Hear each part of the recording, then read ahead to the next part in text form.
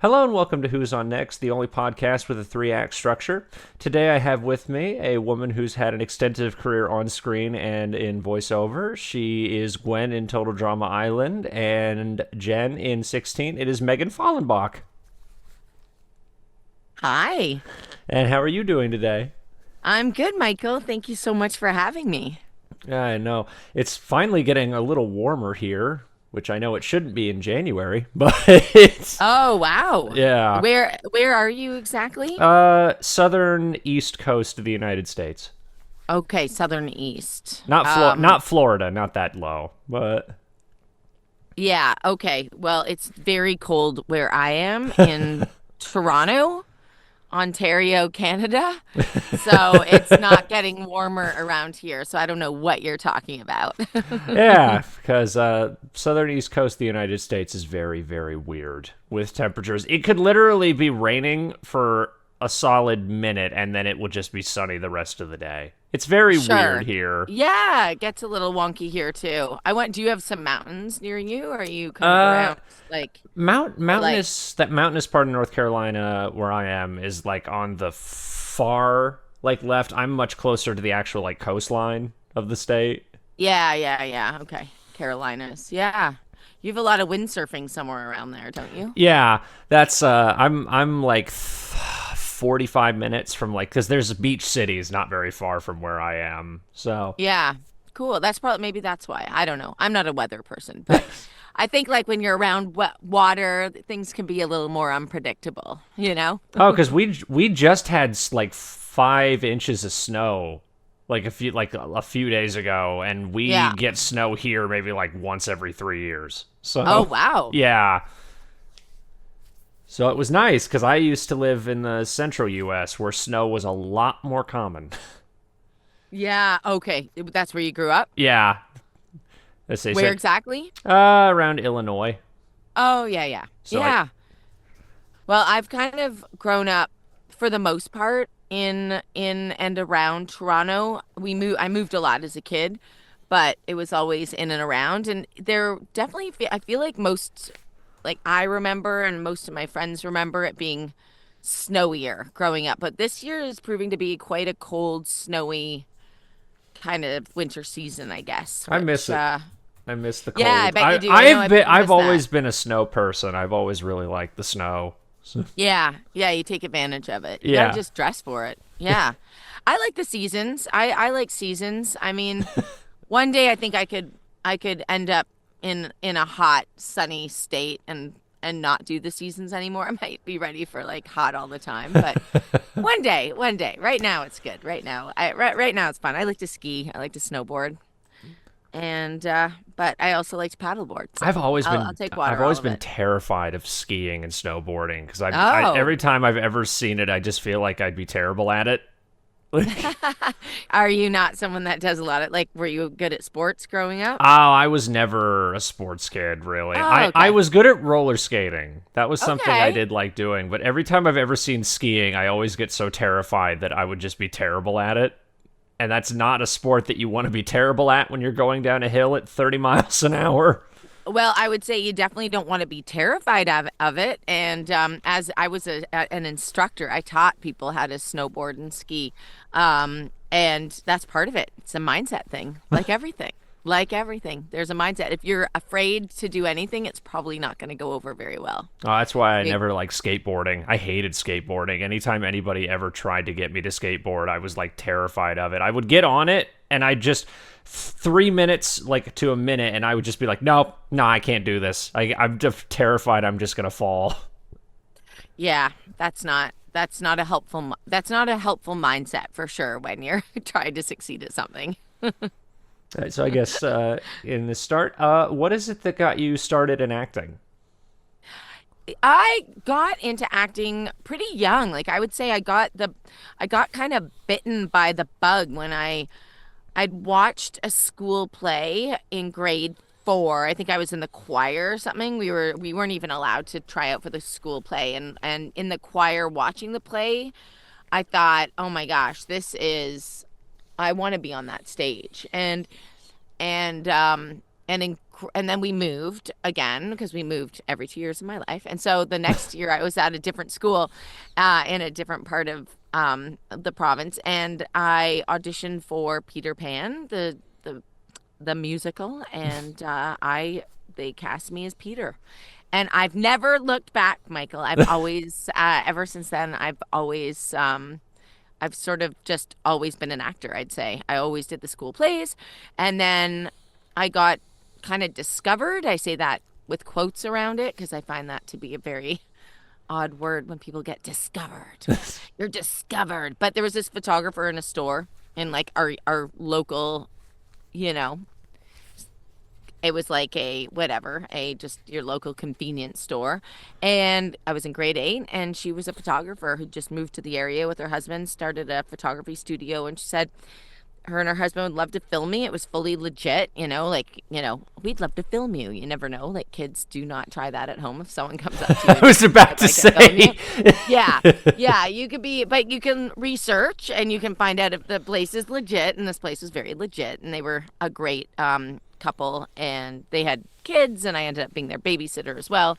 And they also did all my photos and hooked me up with an agency. So I started modeling and doing TV commercials. So I got into the acting union through commercials at a very young age. And then, yeah, one thing led to another, and I started auditioning for sort of bigger things. And one of my in grade 11, I had this opportunity through my drama teacher at school, in high school, to audition for a movie made for TV, like one of those NBC Movie of the Weeks.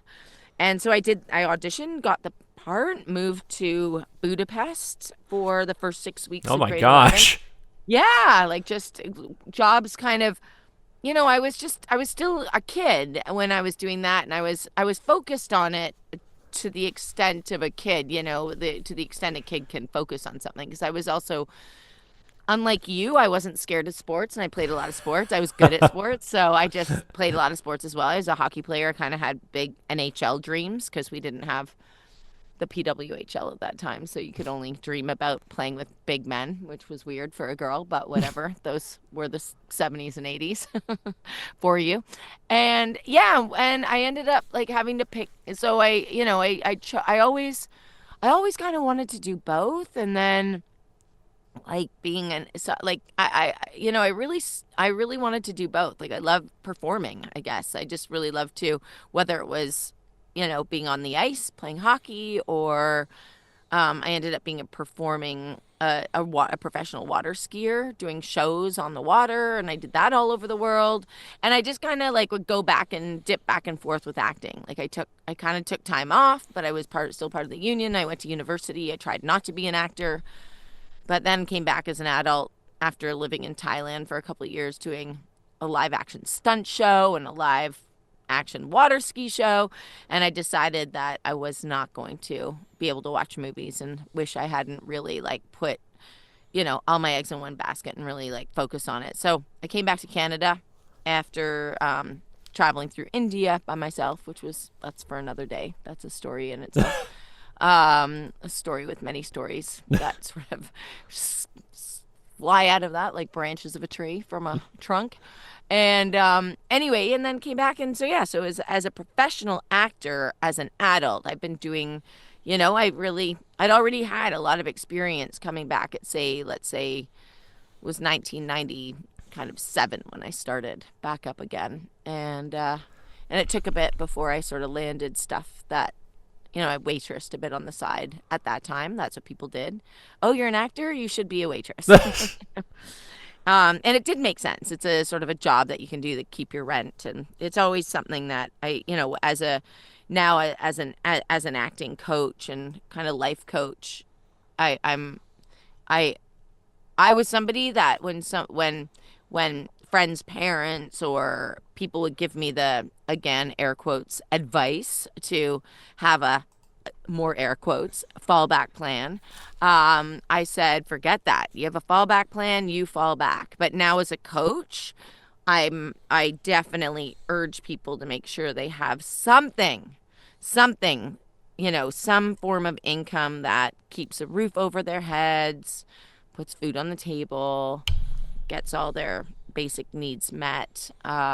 Because it's very hard to make it in anything if you're, living below the poverty line, or you're not able to take care of yourself, or you're desperate for a role. Like that whole starving artist thing, is really unnecessary. So, Right, yeah, because I knew somebody who actually worked in Broadway for a period, and I remember she was telling me about how even when she was in Broadway, she was having to do convenience store jobs. She was like a cashier, having to do that on the side because the infrequency of getting work on Broadway at that period when she was doing it.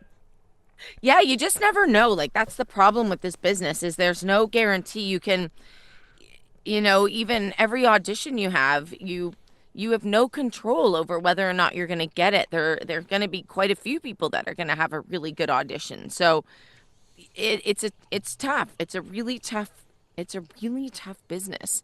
And it's same with being a professional athlete. There's a lot of politics that are involved in it. So you're kind of at the mercy of other people who may know someone else auditioning for the part or trying out for the part, or you never know, someone's cousin or aunt or girlfriend's sister, or there are just so many of us. We love Megan's voice, but there's there we don't, but we want a voice that's just a little bit lower or a little bit higher or a little bit this or a little bit that, and we can have that.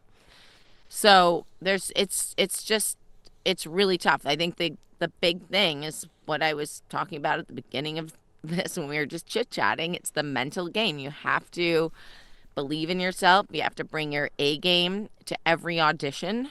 That's our job. Our job is to audition. And you got to figure out how to make ends meet when this job isn't making ends meet, because there are years where it will and there are years when it won't, and that can make a person cuckoo. So good to have something on the side just to keep yourself Keep your sanity. seriously, it is a matter of sanity, I think, for a lot of people. When you're feeling like you can't pay your rent, it can be crazy making. Right, and how long was the period while you were doing these water skiing shows and traveling abroad and things like that? How long was that period where you weren't really acting anymore versus when you were doing all that other stuff? Yeah, I kind of took, like, I would say almost I pretty much quit. Like, my agent, like I said, I'm taking a break when I was in grade 11 when I come back from doing that movie. Let's say that was like January of 1988. And So, I came back to acting in late so, 1996. so about a decade doing Yeah, that. about a decade where I wasn't auditioning for film and TV anymore. But I was still doing all through university. I still did theater. And then I was doing, in between my in between, like college years when I wasn't studying, I was off in another country doing a water ski show. And then after college, I graduated in 1994. So from 1994 to 1996, I lived in Bangkok, Thailand, full time, and that's where I did two shows. I did a live action stunt show, so which and the water ski show and a water ski show. So when I came back to Canada in later 1996 and got my shots done again and got an agent again, went back to my agency, and they were like, "Yeah, we'd love to have you back," and started auditioning again. I also did my own stunts at that time because I'd been trained for the last 2 years in Thailand. So that was something I did as well. When I booked things, I would do my own stunts if that was the thing. Were those stunt shows, were they like those like Universal stunt shows? Were they like amusement park things or like Exactly. okay. Exactly. Yeah. That's it. And it was based on the Universal stunt shows. Yep. Exactly. We had a James Bond theme. Okay, I was going to say Yeah. because I remember they were doing I think the Waterworld show Yeah, by I know like the a late lot of 90s. those people. Yep. So all the Waterworld people, we had some of the people that did Waterworld come to Thailand to train us. And was it like on the water? Or was it like what kind of What kind of The stunt show water was it? ski show was on the water. The Okay, stunt yeah, show was a James Bond 007 theme, and right. there was water. So one of the characters that I played, I would dive into the water, and then and then I could get out and then and swim out. But there was another role that would get shot and fall into the water, and then someone would be under the water with scuba gear. And I sometimes was the person underwater with scuba gear, and we'd buddy breathe that person out. So there was water, like people were falling into the water and disappearing, Right, yeah. like just like Water World, like all that stuff. There was jet skis and high divers and lots of live, lots of heavy artillery. All the heavy artillery was brought from leftover from the Vietnam War. Actually, it was very interesting and kind of loud. And my hearing is shot from it because there were no rules and regulations about anything. And what was like the first project you remember doing when you came back into acting in the late 90s? Oh, the first project I did in the late 90s would have been I got it was I think it was The Wounded. I got a role on this movie called Johnny 2.0 with Michael Ironside. And my character was the wounded terrorist. And it was this I got shot and I got squibbed so because I could do my own stunts. So and I had this little interaction with Michael Ironside, where he shot me, and I was this girl that was the wounded terrorist. So it was like one of those. I didn't even have a name, wounded terrorist. Yeah, no, And I'm just looking at IMDb. It just says wounded terrorist yeah, for the that was my character. name, Yeah. wounded terrorist. And then I think I did soon after that was the return of Alex Kelly. And that was the Alex Kelly story, which was a movie of the week based on, I can't remember which came first. It was one of those. Yeah, and I was playing the sister, or the friend of a girl that was the victim of Alex Kelly. He was a rapist, high school rapist, like true. So it's like based on true story kind of thing. Mm-hmm. Okay. Yeah, and I met one of my best friends doing that. Yeah, he's still my friend today. I guess thing I was curious about, which from what I was looking into, it wasn't a very big role. I haven't seen the movie, but you had a bit part in one of the Resident Evil movies, Oh yeah, which I I thought, did. yeah, I don't. And from what I looked into, it wasn't a very big role. But I guess No, what was that experience like? Because those were even at that time, those were huge movies. I think that was like the they third one, second. I think it was yeah, the it third was one. Resident Evil: The Apocalypse, and it was that Marla Mapes character. And it was a good, like, had if I were a famous person, it would have been considered a solid cameo. It was not a terrible role at that point, and it involved stunts, so they had to test me for that, and it was what was cool about it is I made a lot of money doing it because they had to keep postponing my day because it was being shot at the top of one of the biggest towers in Toronto at that time. And it was this big helicopter scene. Like I had all these like running up the stairs and like being chased by the undead. And then I was an office girl being chased by the undead had taken over our building, and this like my coworker and I were running up all these stairs to try and get out to the roof, and he ends up locking me behind me. Like he just is a selfish jerk and locks me, doesn't get some things about himself and leaves me behind. So I get bitten by an undead and then somehow make it out. And then, this, whatever, the guy comes down from the helicopters and I'm basically running to run off of the building. And we have this exchange on the top of the building saying like, he's like, step away, I can save you. I'm like, I know what happens when you're bit. There's no going back. And I jump off the building. Was it was it like an actual like several 50-foot like stunt, or was it like Was one stunt okay. off of they basically like rigged it, so obviously I wasn't jumping off the top of this Right. building, but even though I was hanging off the top of the building, like I was on the side of the building. Like you had to not be afraid of heights to do this. Like they did a heights test with me to make sure I wasn't going to panic.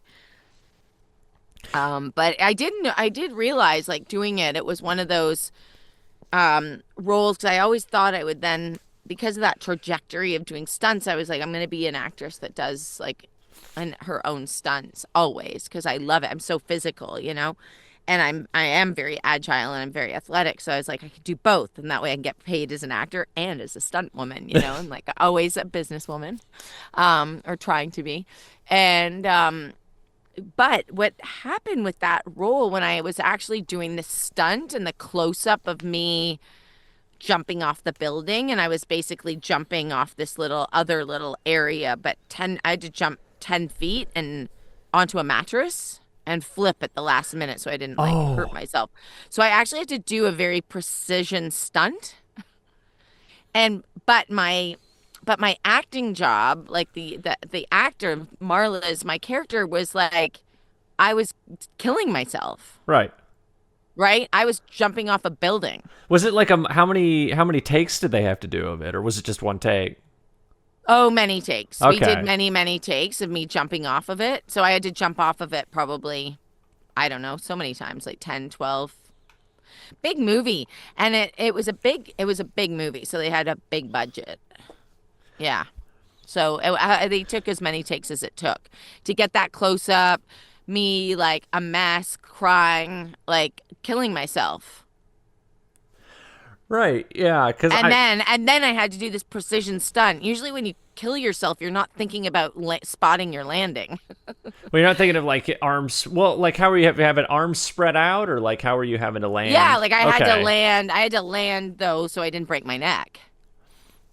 I had to land on the mattress for one thing in a Right. very particular position. So it was weird. Like I realized that some stunts I guess are not I probably shouldn't do if they were gonna distract from my acting. I always wanted to be an actor more than I wanted to be a stunt person.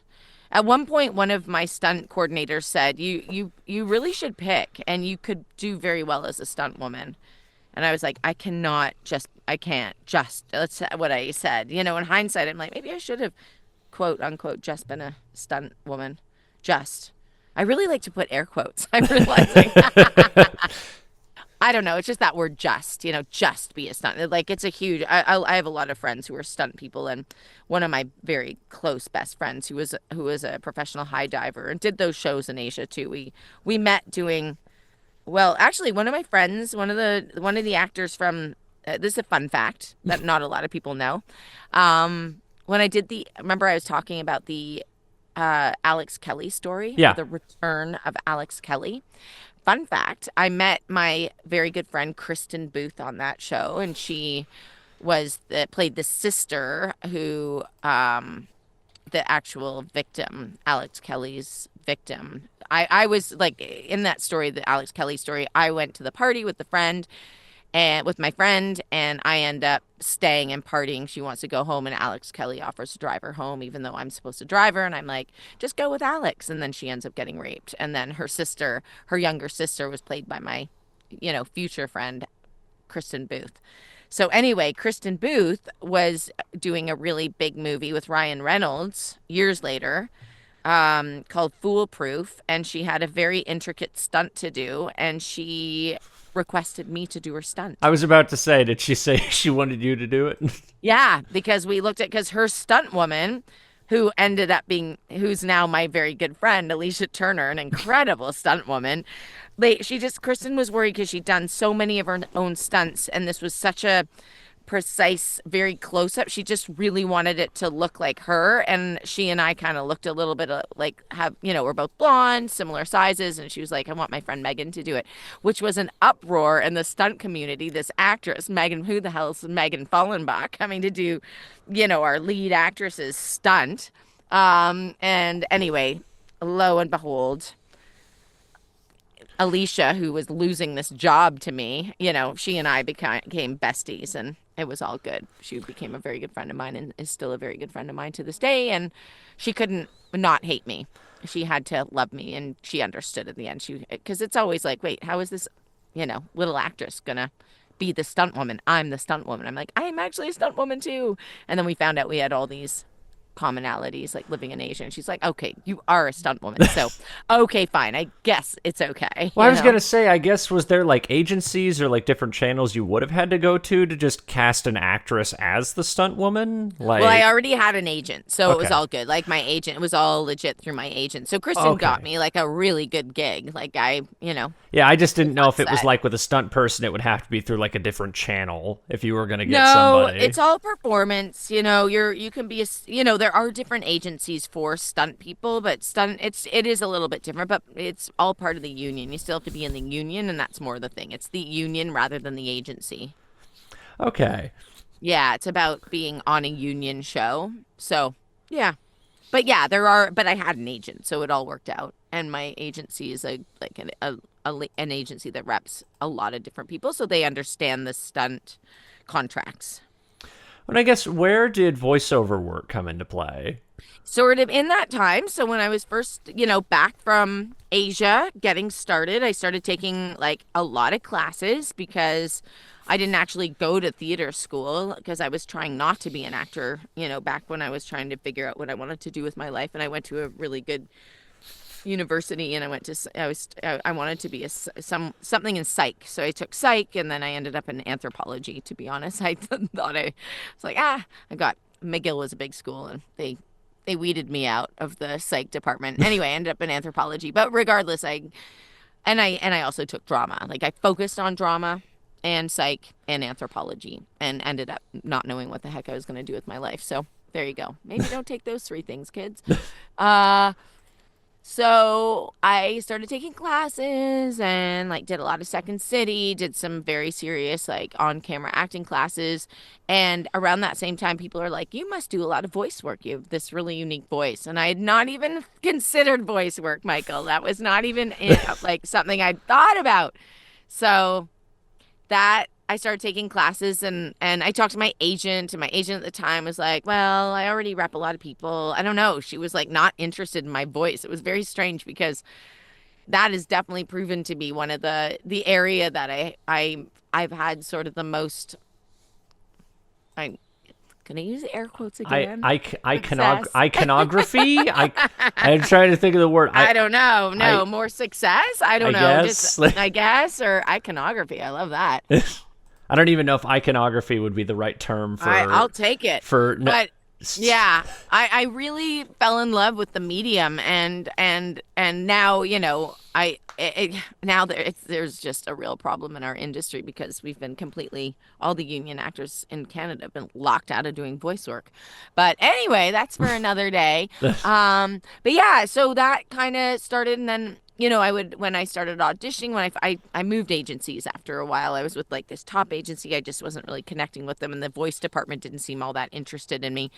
So when I moved to this other agency, the voice department immediately could hear my voice, like that they could hear something unique. So they were they brought me in a lot and I just had a voice coach to help me sort of navigate the world. And and then my very first job was a commercial for Palmolive pots and pans. And then I think it may have been Brace Face for animation. I may have gotten a guest spot on Brace Face, maybe early days Cyber Chase. I think my very first series was Monster by Mistake. And then soon after it was, Jen from 16 came soon after, and then, many years later, Gwen, and those are the same creators. So I had, but it was all whatever audition based and all the same things. I auditioned for everything, just like we all did. Well, it's like I've always found it fascinating because being an American, you don't like certain Canadian content you don't see because like some stuff stays in Canada. It's the same thing with like stuff in the UK, and it's so funny because I remember when 16 came to the States. I found out like years later it came to the States in like the last year it was running in Canada. I think it was like the final season when it came here.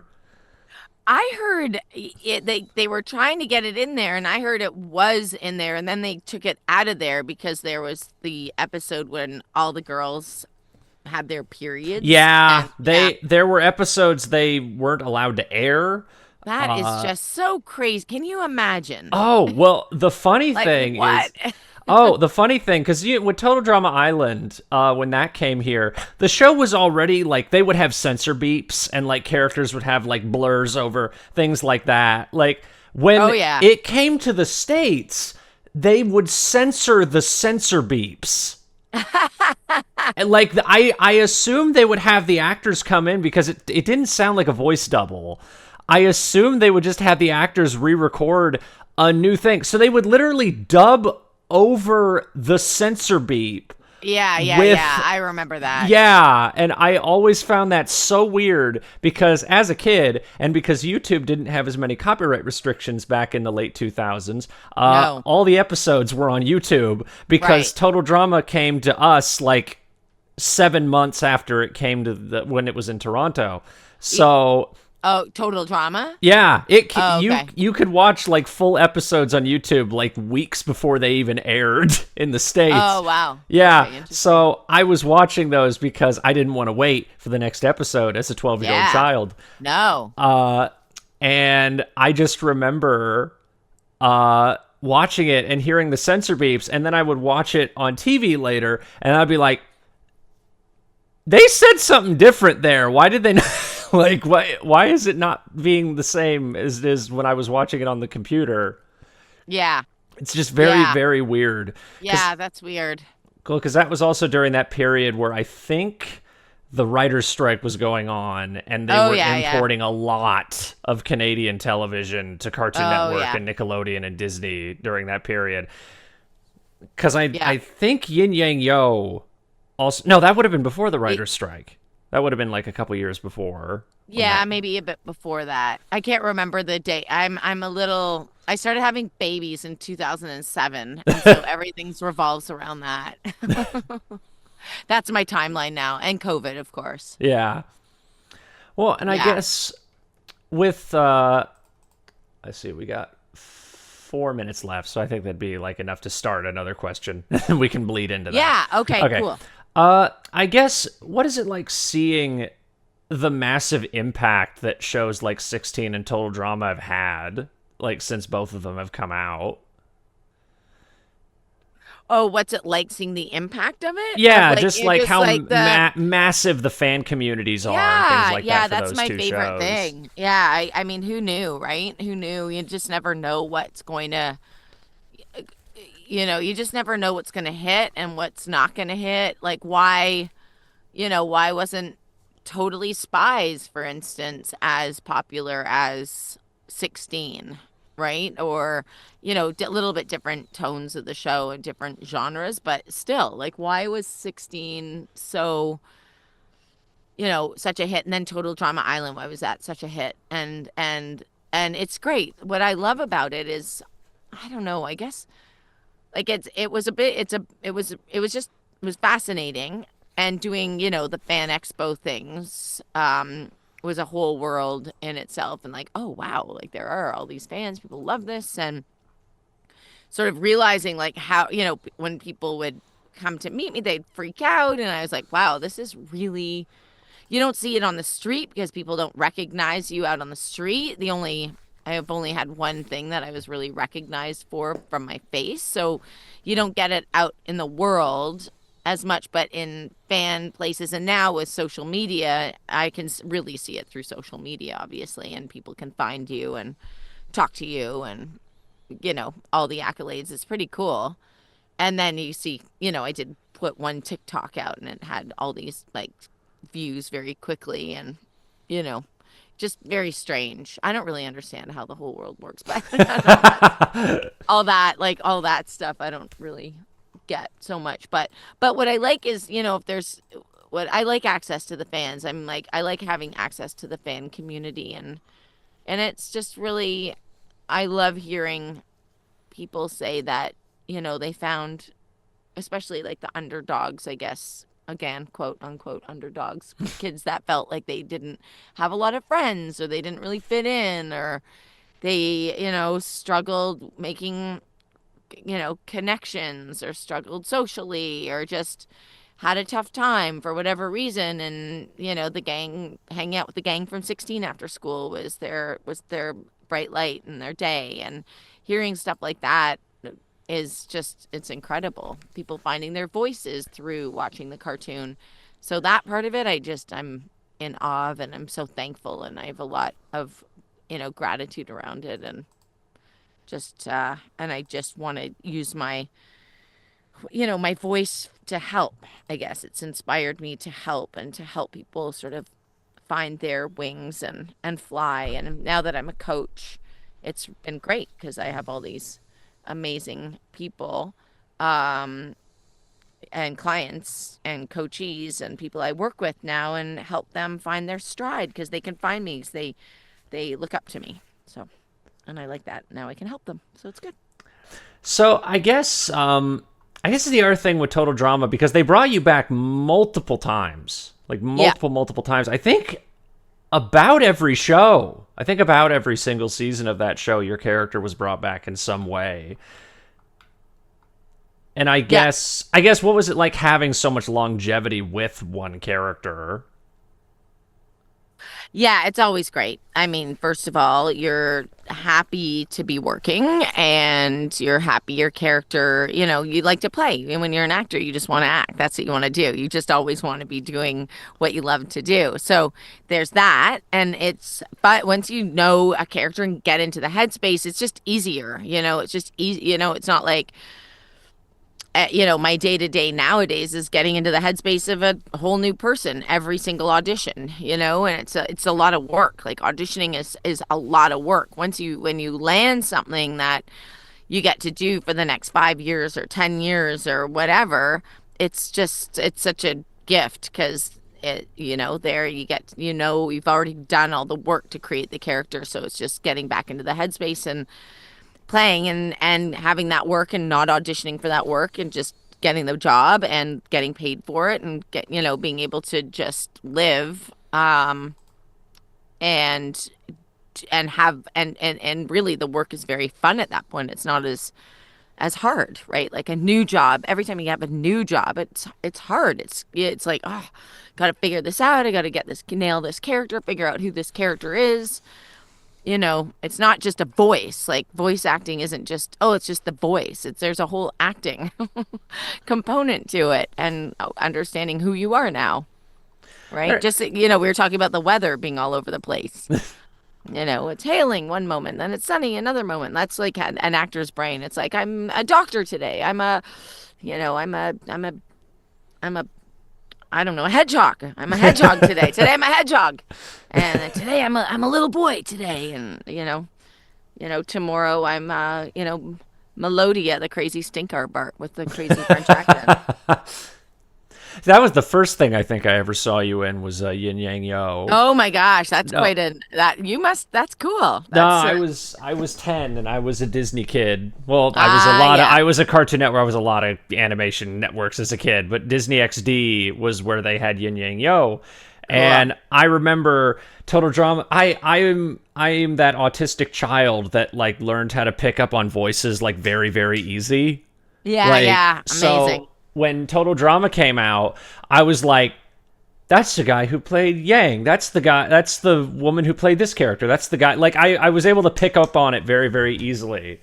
Good for you. Yeah, that is a superpower for sure. Yeah, I think the only one that messed me up, because when I heard Owen, I knew that was Scott McCord, because I just heard Yang. I heard Yang immediately in it as a kid.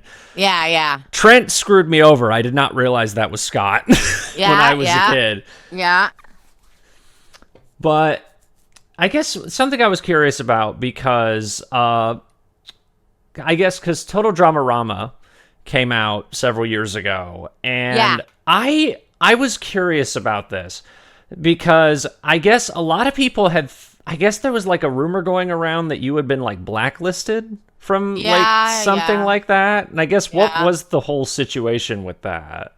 So basically, there were a few of us that the network felt sounded older than these like kindergarten age kids or daycare age kids. So they felt like we should be played by younger actors, you know? So that's all it was. It wasn't fresh. It wasn't no one was fired, no one was blacklisted, no one had done anything.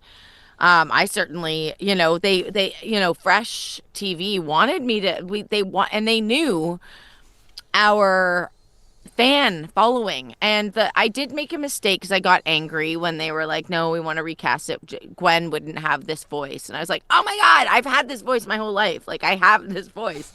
And I love this character, and I didn't want to lose the job. And I just felt like my fans were going to be so mad. And I was kind of fighting for my fans and fighting for myself and having a paycheck and all that.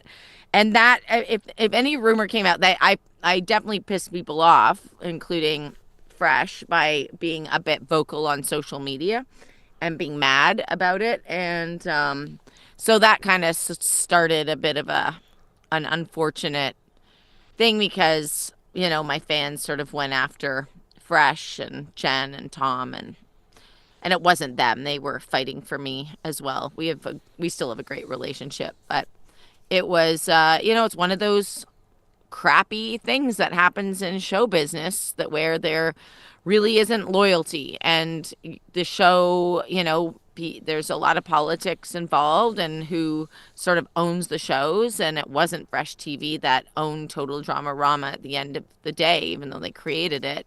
The network got to make some sort of bigger decisions, and they thought, no, we want to have, there were a few characters, right, that they started with us. The OG cast was cast, and then the network decided, nope, these voices sound too old to be, daycare, llama, drama, Rama, total drama, Rama, whatever. And so, yeah, I'd done a few episodes, and then they recast. So I got mad. They got mad at me for being vocal.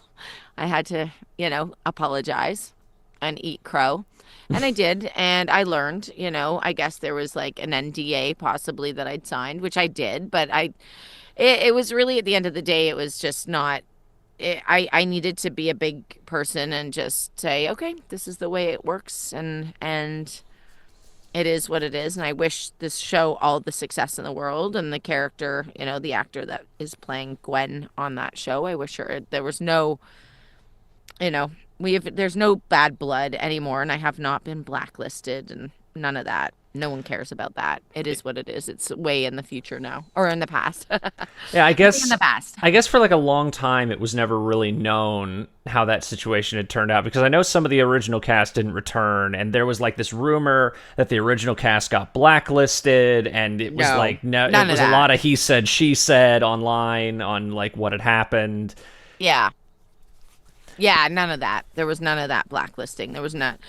No, it was just too bad. It was just too bad.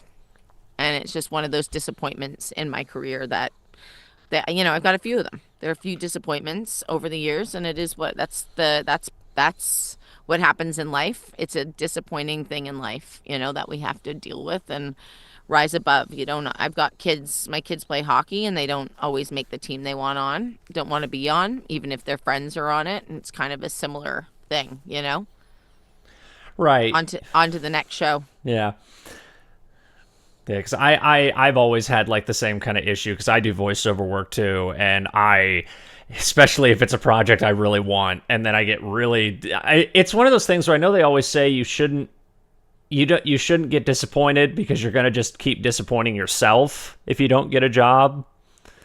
But I think it's just kind of hard to like sometimes just not feel disappointed with some things. Yeah, I think when you care about something and you want something, you're going to naturally feel disappointed. And I don't think it's about, like, personally, from my journey as a performer since I was basically 11 years old, I've been performing in some capacity for pretty much 40 years, And so, I there's lots of, I get disappointed all the time. I don't think I think that's what makes you human, when when you want something and you really go for it and it doesn't happen, it doesn't work out the way you wanted it to, whether it's like getting a 95% on a test, or getting on being picked for a soccer team, or getting into a college that you want to get into, or getting a job that you had an interview or 5 interviews for. Unfortunately, you're not always going to book the gig, or get have it go your way. And so it's about sort of feeling the disappointment, and picking yourself up, dusting yourself off, and starting all over again, on to the next. And it's not personal, but it is personal, right? That's the Like, thing. I didn't, I yeah. don't feel like, I know it's not personal, but like there's some times where it almost feels like, that hurts. Yeah, That hurts a it little does. bit that I Oh didn't get yeah. that. Oh yeah. Right. It will hurt. It will hurt. It will hurt. And that's okay. But it's not, it doesn't stab you in the heart and you bleed out. It just hurts your ego. It hurts your plan for the future. It's like somebody who has a miscarriage. There's so many examples in life where something doesn't work out. Like you're on the way somewhere and you get an offender bender and then you miss the appointment. Like, yeah, you're not going to make, that you're going to have disappointments in life, and you got to figure out how to get through disappointment. And as an actor, as a voice actor, as an on-cat, whatever you are, like, that's something you got to figure out. It's what people say to actors all the time. I don't know how you do it. I don't know how you deal with that rejection. And I personally don't really look at it as rejection. I don't think, like, otherwise what I'm going to be like, I just get rejected like every day. Like, it's more, I didn't, my job is to have a great audition. That's my job. Did I have a great audition? Yes. Win. That's the win. Booking it is just like, that's just like a present after that. It's like, oh, that's like a bonus. You have to look at it some way so you don't go crazy, because otherwise, and you also have to be like accountable as like to the work you're doing. Are you doing the good work? You have to listen to your auditions. Like, was that did I leave it in the room? Did I do everything I could have done to make it, real, believable, deep, stakes, consistent, Right. all the things. So, and keep going. Keep going. In a way, it's a numbers game. Right. I there's a person I've worked for. I've done voice work for him several times, and he's like done a few projects that like never ended up happening. And I think there was like a period where I recorded like 3 things for him, like for 3 different things, and they just never happened. And Yeah. it got to a point where I was just like, I'm like, I even like talked to him at one point, and I said, like, it's not like a personal thing, is it? And he was like, no, you're a really talented guy. It's just like things kept happening, and I didn't want it to make it like, because I didn't want to come off like, you piece of shit, you keep not wanting to hire me. And I'm like, no. He just said like, oh, things just kept happening, and these projects just weren't working out. Like, it's not anything against you, like. Because that's like that's the one time I think where I just started getting really concerned that like, is it a me thing? Because like three things in a row that just like completely fell through that I did for him. Like, yeah, no, that I can see that. And I guess if you have the relationship with someone, you're able to say like, I hope I'm not the common, like, I am the common denominator here, but so is he. His show is the common denominator. Right? Right. So, I mean, you often don't get to ask that. Is this a me thing? You just sort of have to trust that it's not a you thing. And if it is a you thing, hopefully your agent tells you, or hopefully, you can play it, you have a coach, you can play your auditions, and they can be like, no, I think you could do better here. Why not? Let's try and do better. But often you got to just trust that you did the best you could, and it is what it is, and you got to move on. It just, you have to believe in yourself, but you also have to be, listen to what's out there. Are you at a compete level with what's getting hired? Who's getting hired? Without comparing yourself to other people. It's a tough one, because you don't want to be comparing yourself, but you also want to make sure you're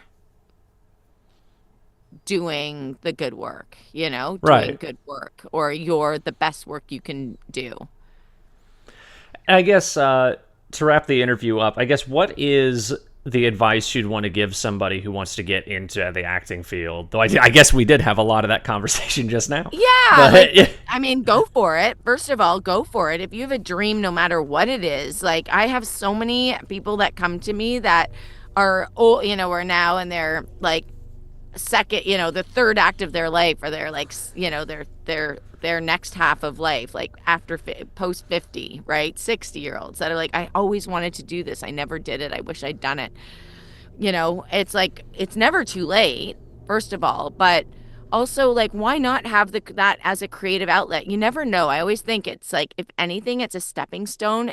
Learning how to be a voiceover actor or an actor, if this is something you want to do, a creative person, if you want to be a rock star, if you want to be an artist, you want to be you know, go for it. I know there's a lot of parents and there's a lot of negative messaging about being an it's not stable. Everything I've said, it's not stable. You have to have something else.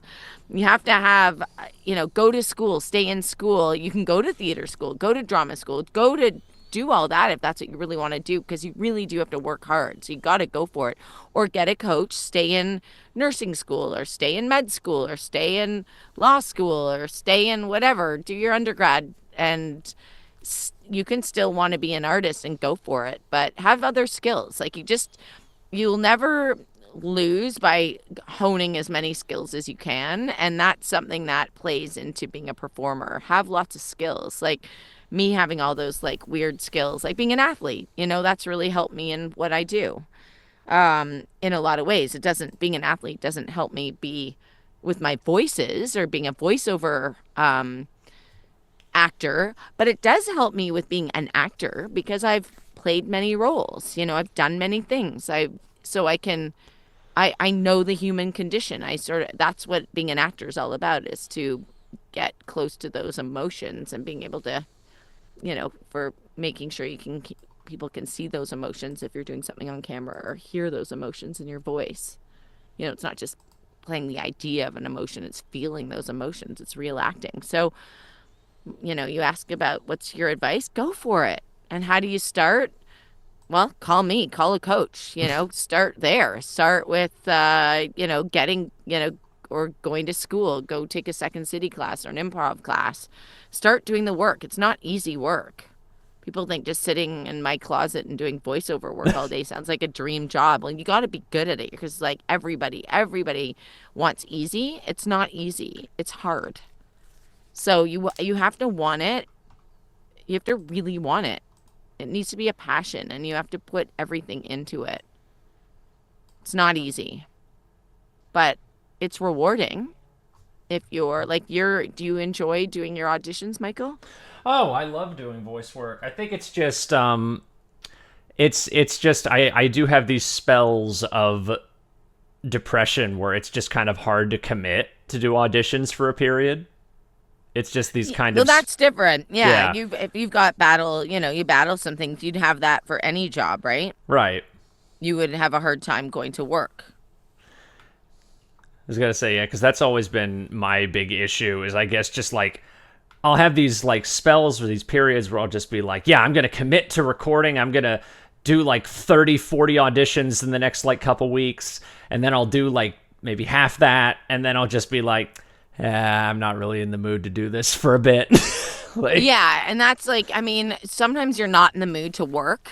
That's also part of it, right? You gotta develop a discipline and a habit, and it is a job at the end of the day. If your agent's like, I need this in by tomorrow, you got to do it. Just like you got to go to work, right? Your boss is expecting you at Walmart at 9 a.m. tomorrow. You got to go. If you're battling depression, maybe you have a doctor's note or whatever, and it's like, okay, well, it's a tough one. Mental health is very important to, figure out how to keep to stay, it's tough. There are people that, it's just bigger than them. So oh, it is what it is.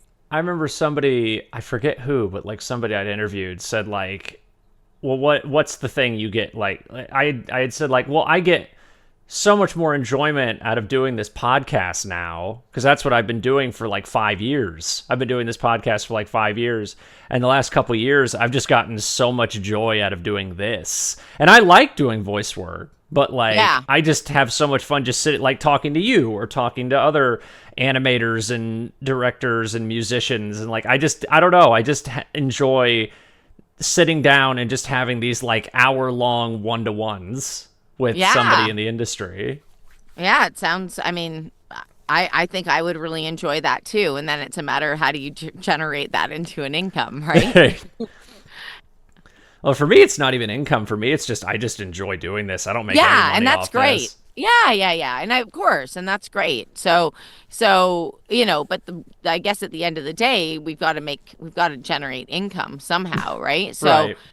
So, maybe your side job is talking to people in a different way, where you're working for somebody and you're trying to sell them, members subscriptions to whatever. But yeah, I think if anything, you got to go for it like you're doing. You're auditioning, you're doing your thing, and maybe you like this more, because you get to just be yourself and hear about people, and that's okay too. It all feeds each other. It all feeds each other. Because maybe you get a nugget from somebody that you're like, oh, that's a great tip. I'm going to apply that to my auditions. You know? Right. Yeah. So I don't know. I think it's great that you're doing this. This has been a fun interview. Hey, thank you.